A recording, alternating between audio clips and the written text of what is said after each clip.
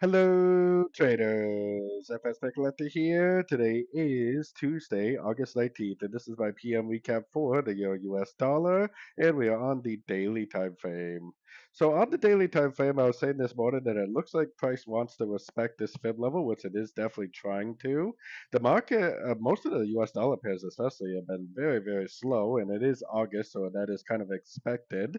So we're gonna have to see, is this move down going to end up being a pullback to this last move up and then continuing up, or is this going to just keep on reversing to the downside? I would definitely suggest looking for shorts on sort of time frames while you hopefully learn and earn at the same time. Now, what happened today? We put our Fibonacci retracement on this push down. We had a push up to a Fibonacci level and a nice engulfing move to the downside, eventually with a break of structure. I always say it's not just the Fibonacci bounce that tells you that a correction is potentially over. It's the Fibonacci bounce with a break of structure. Potentially, you could have entered before the break of structure, but once you saw that break of structure, that's when you had the confidence to hold on to the trade. Now, I would definitely not be trying to go short now. I would definitely be waiting for more pullbacks in order to go short again, potentially for the continuation of a decent move to the downside.